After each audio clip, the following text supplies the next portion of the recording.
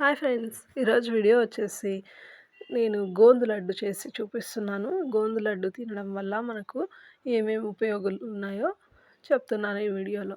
బాలింతలు ఖచ్చితంగా ఈ లడ్డుని తినడం వల్ల జీవితంలో మళ్ళీ అంటే బాలింతలు ఒక 6 నెలల పాటు వీటిని రెగ్యులర్‌గా రోజు ఒక లడ్డు తీసుకోవడం వల్ల ఒళ్ళు నొప్పులనేవి ఉండవనమాట.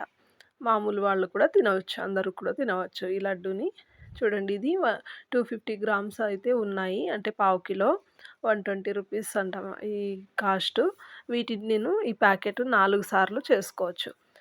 అందుకోసం కావాల్సిన బాదం, అలాగే ఎండు కొబ్బరి చూడండి. బాగా ఎండిన ఎండు కొబ్బరి, జీడిపప్పు, తర్వాత గోధుమ పిండి, బెల్లము, పిస్తా పప్పు కూడా తీసుకున్నాను. మీ చాయిస్ అండి. డ్రై ఫ్రూట్స్ ఏ రకాలైన ఎన్నైనా వేసుకోవచ్చు. దీనికి క్వాంటిటీ అయితే అవసరం లేదు. ఎందుకంటే మన ఇష్టం అనమాట. గోధుమ పిండి ఖచ్చితంగా చేయాల్సింది. గోధుమ పిండి, బెల్లము, ఎండు కొబ్బరి ఉండాలన్నమాట గోందు లడ్డూకి. ఇక డ్రై ఫ్రూట్స్ మీ ఇష్టము. ఇప్పుడు బాణల్లో కాస్త నెయ్యి వేసి కరిగించి జీడిపప్పు వేయించి పక్కన పెట్టుకోవాలి. జీడిపప్పుని దోరగా వేయించిన తర్వాత ఒక ప్లేట్లో తీసి పక్కన పెట్టేసుకోవాలి చూడండి. ఇవి వేగిన తర్వాత గోందు కూడా అదే నెయ్యిలో ఇలా వేయించుకోవాలి చూడండి. ఇలాగా చూస్తున్నారు కదా, ఇది వడియాల్లాగా పొంగిపోతున్నాయి. ఇలా డీప్ ఫ్రై చేస్తే చూడండి ఎంత బాగా వడియాల్లాగా ఉబ్బాయనమాట. వీటిని మిక్సీ పట్టుకోవాలి. పక్కన పెట్టేసి ఇప్పటికైతే కాస్త చల్లారిన తర్వాత కొంచెం మాడిపోయినాయన్నమాట. ఏమి కాదు.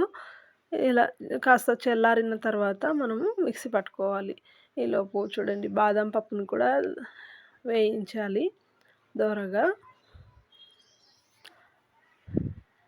ఇలాగా వేయించిన తర్వాత చూడండి ఎండు కొబ్బరి కూడా ఒకసారి అదే నెయ్యిలోనే వేయించి తీసేసుకోండి. ఎండు కొబ్బరి ఖచ్చితంగా వేయాలి అనమాట.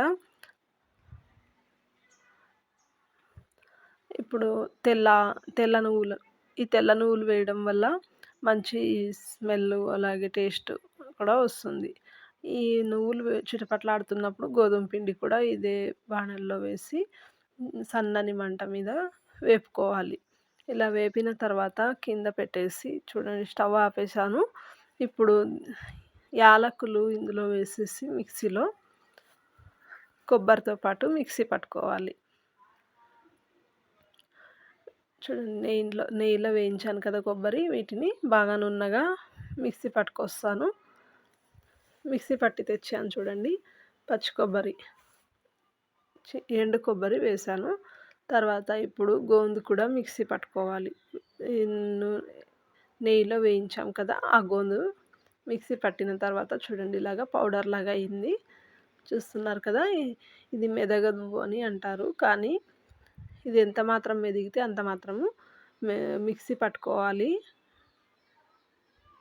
తర్వాత జీడిపప్పు, బాదం పప్పు, పిస్తా కచ్చపచ్చగా ఊరికే ఒక రౌండ్ మాత్రమే తిప్పాలి మిక్సీని, చాలు. చూడండి ఇలా ముక్కలు ముక్కలు అక్కడక్కడ నోటికి తగలాలన్నమాట.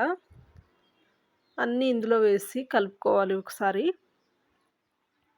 ఈ పిండి మొత్తం కలిపిన తర్వాత బెల్లం చూడండి, ఈ పిండి మొత్తం ఎంత ఉందో గోధుమ పిండి అంత బెల్లం తీసుకున్నాను. లేదంటే సప్పగా ఉంటాయి, టేస్టీగా ఉండవు అనమాట.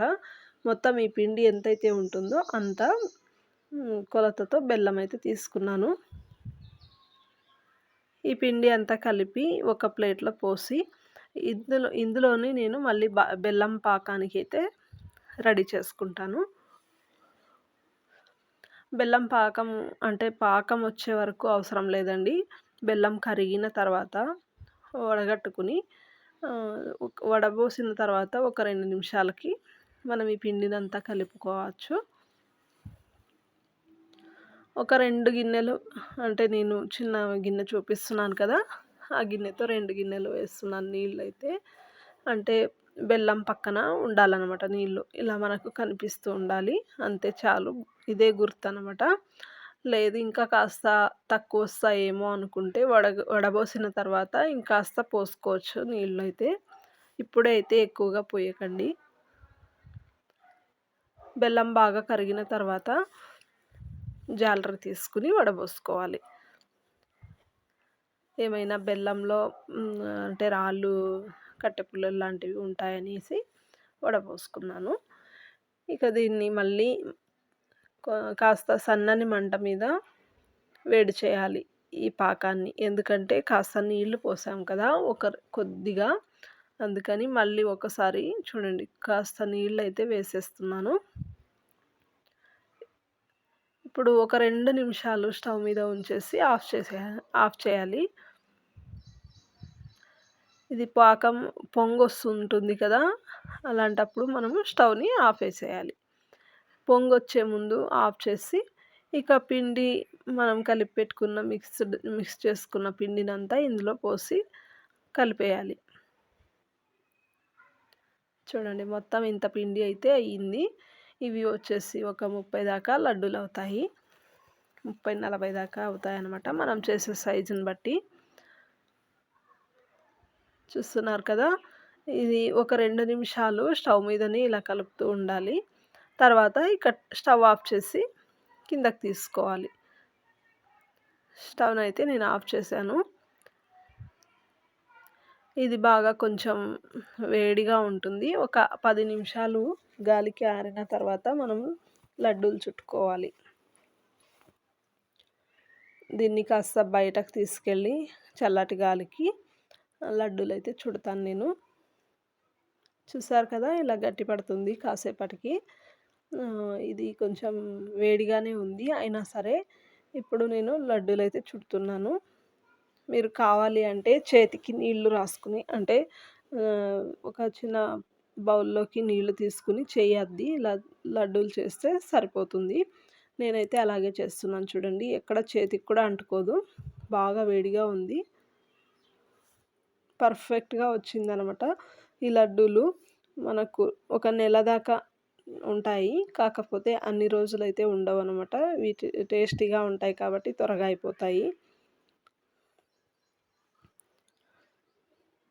చూడండి ఎక్కడ చేతికి అంటుకోకుండా నీట్‌గా వస్తుంది.